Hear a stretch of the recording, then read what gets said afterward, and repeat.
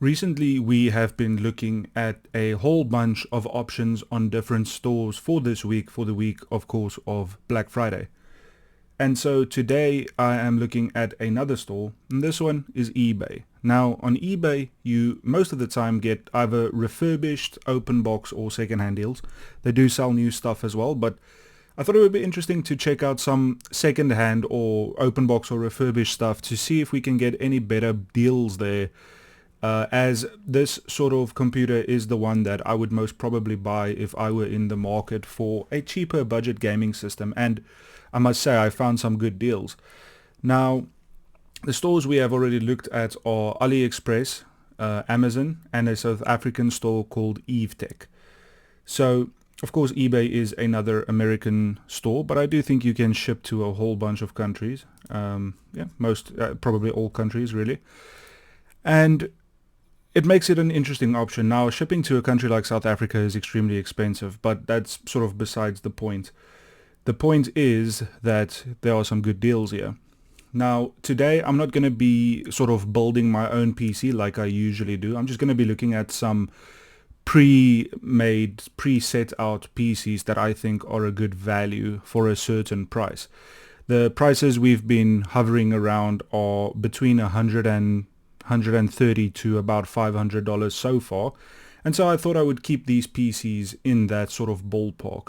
And at the end, we'll choose one to sort of check out the value as opposed to the price. Excuse the way I look. I just got out of the shower, so my eyes are a bit red and my hair is wet. But no matter, we'll still look at some PCs. So this first one here, gaming PC RGB desktop computer, i7 32 gig 1 terabyte SSD, 3 terabyte HDD, GTX 1070, Wi-Fi, Windows 10. This is an annoying title, but it's probably actually quite a good one because I think this grabs a lot of eyes, and so this is probably the sort of title that you actually want to set up. Now, what's nice about eBay is, of course, that you can see ratings. So this company has 96.9% positive ratings from a big number of sales, almost 24,000 sales, and that means that they've probably it's a very small percentage of unhappy customers that comes from buying their products. Now this one is let's see, refurbished computer. So refurbished obviously means that this was a second-hand PC that they then cleaned up and repasted and all of that kind of stuff. Usually it doesn't really mean much, but it's better than getting an all dusty one.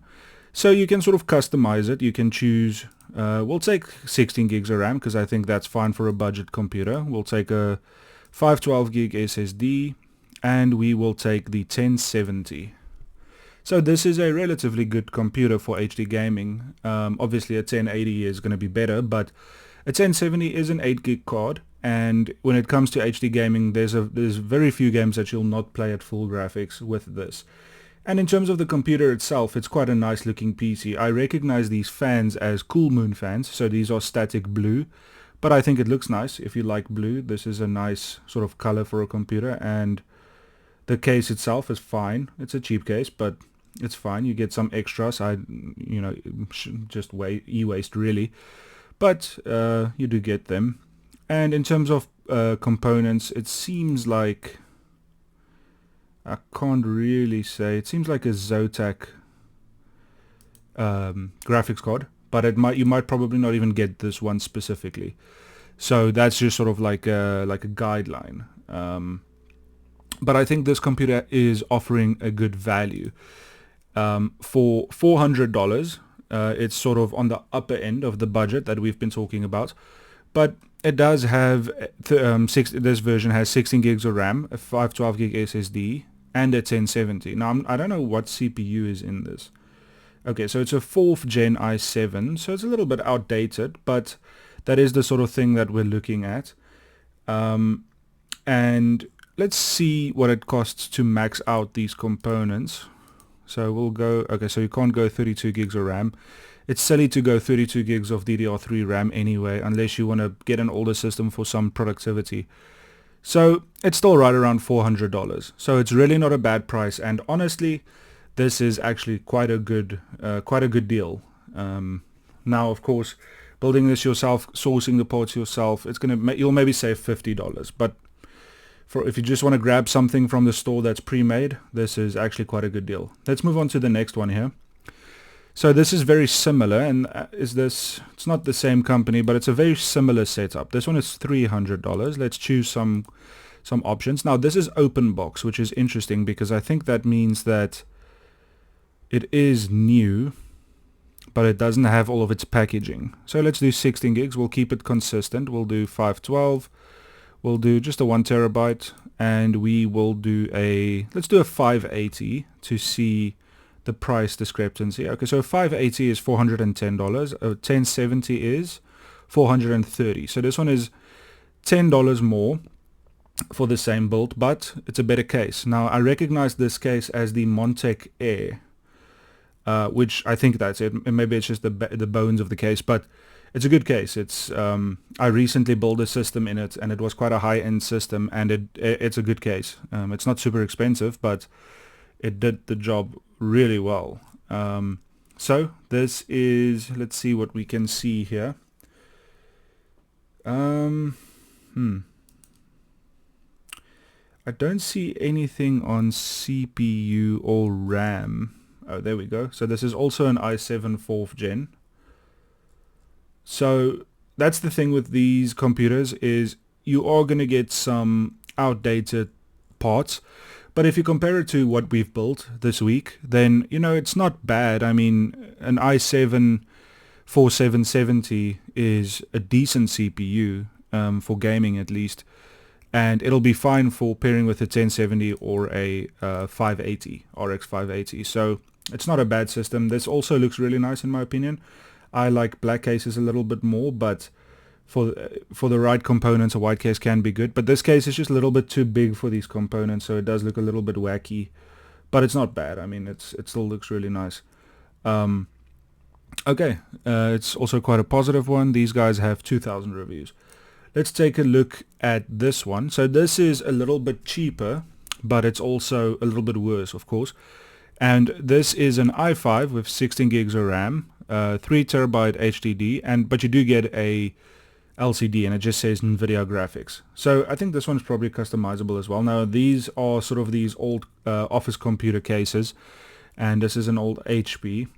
So it's probably also going to be DDR3. Okay, well it's a 6th gen, so it might be DDR3, but it's at least a little bit newer. It's a 6th gen i5. So no, that's DDR4. I think 6th gen could take DDR3 and 4, if I remember some motherboards. But regardless, so this might be DDR3 or DDR4, but regardless, it's not going to be fast anyway, the RAM.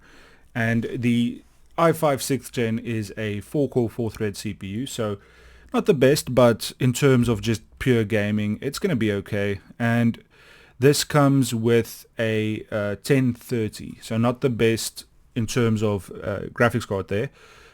This is out of stock, but I just have a few open to show you some of the options that they do offer, and this is also refurbished. Now here's the thing. If you want to get a computer that's going to be relatively recent, but the problem with these ones, of course, is the fact that you can't build them into other cases.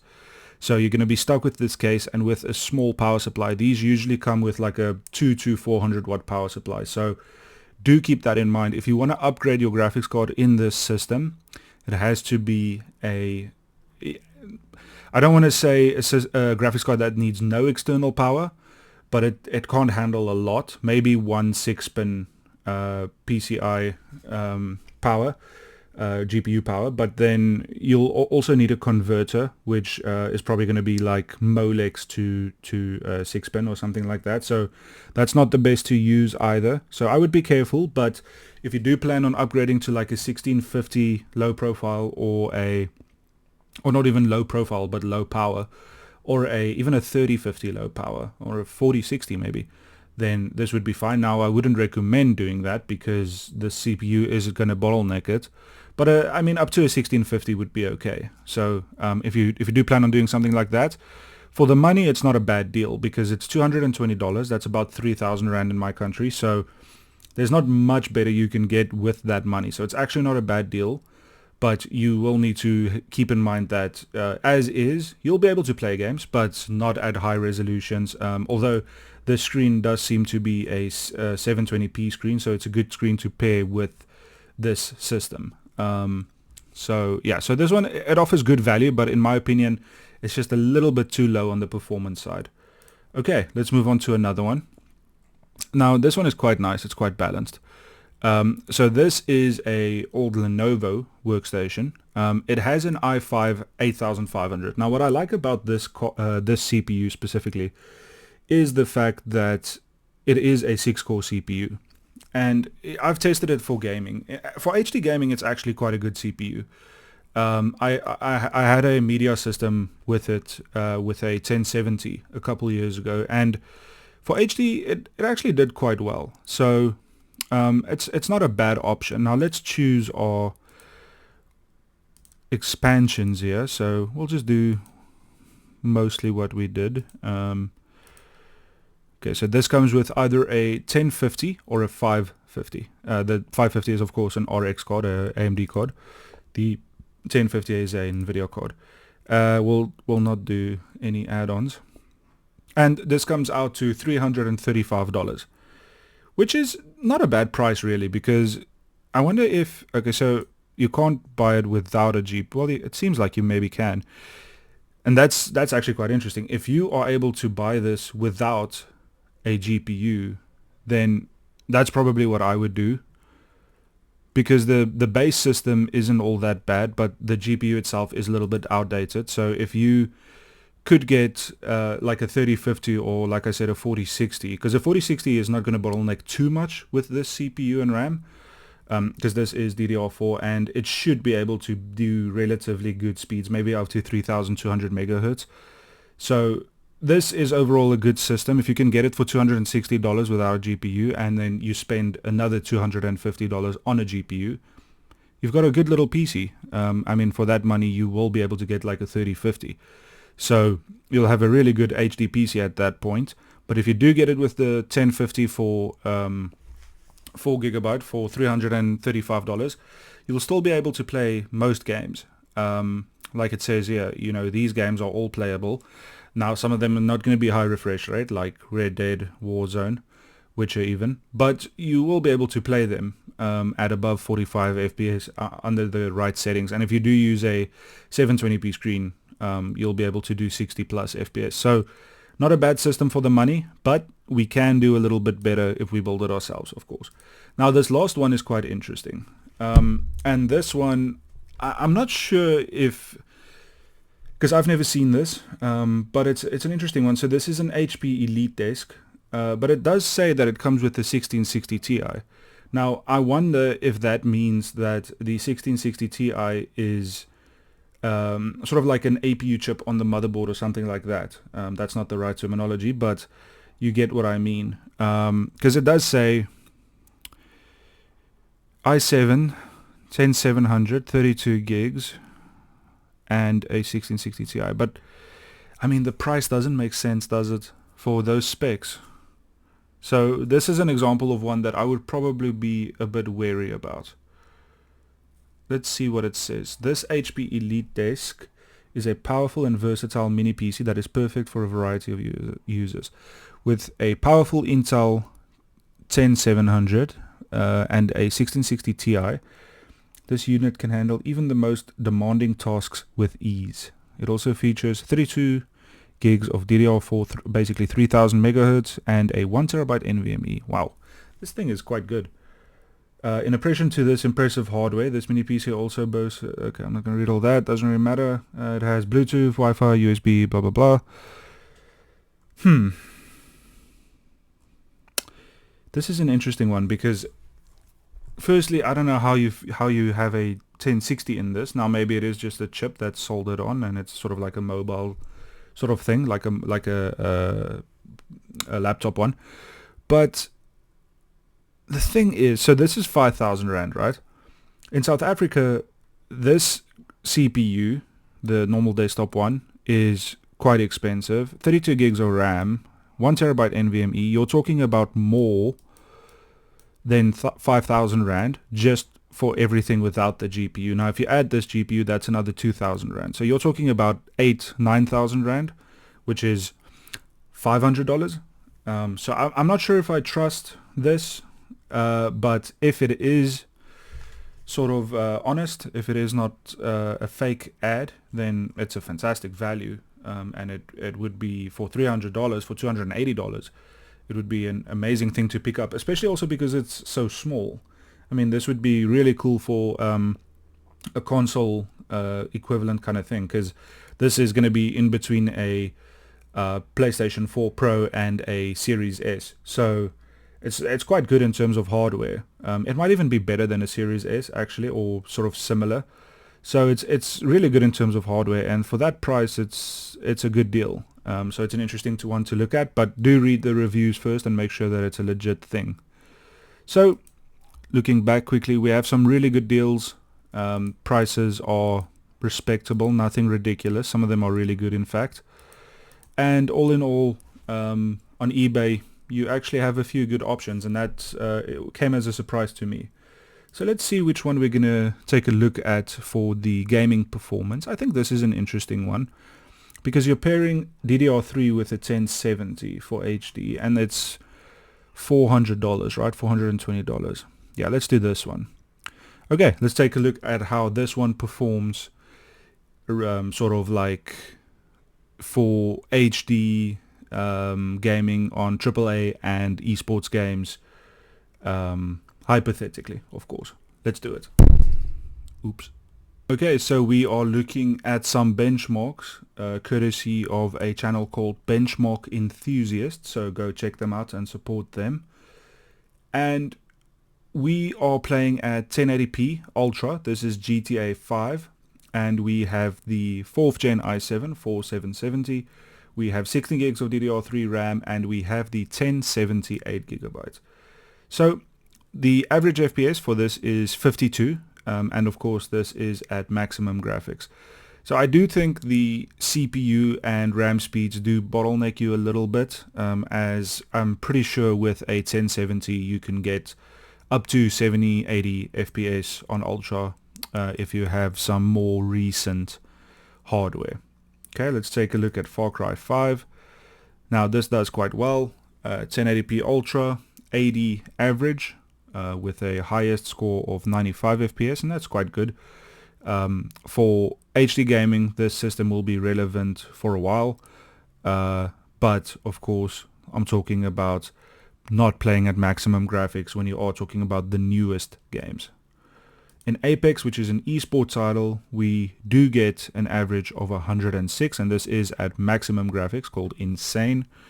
Everything's tested at 1080p, of course, and so for your esports games, this system will be more than fine. Doom Eternal, it's basically an esports game now. 121 average, so approaching high refresh rate for this as well, which is really good, and this is Ultra Nightmare, so maximum graphics there. Halo Infinite, a little bit harder to run, quite a good looking game, and 1080p medium, we do get 56, so not fantastic, but definitely playable. But this is sort of where this CPU and RAM starts to show its age a little bit. Need for Speed Heat, 62.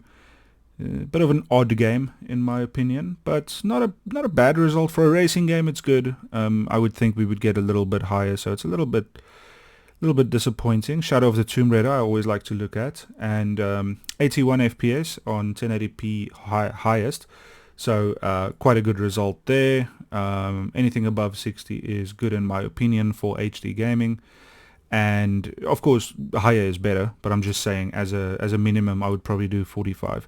1080p Ultra 65 on Witcher 3. I'm not sure if this is the next gen update, but it's a good result nonetheless, and still such a fantastic looking game. And lastly here we will take a look at Hitman 3, a more recent game, 1080p Ultra, average FPS 98, so ultra graphics, almost 100 FPS average, approaching high refresh rate.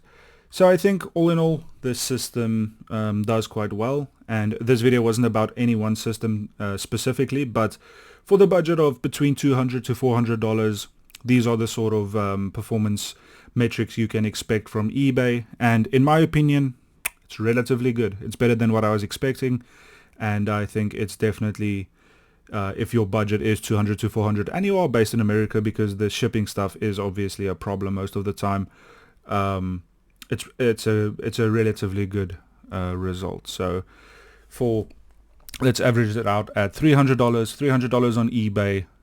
You will be able to get a 1080p Ultra in most games experience. So thanks for watching this one. These videos have been quite fun to make, and it has been fun to look at what different stores offer. I hope you enjoy it. Keep the comments coming, even if they are negative. Let me know what you think. I'm always looking to improve, and there's only one way to do that, and that is by also learning. So thanks for the comments, and I hope to see you in the next one.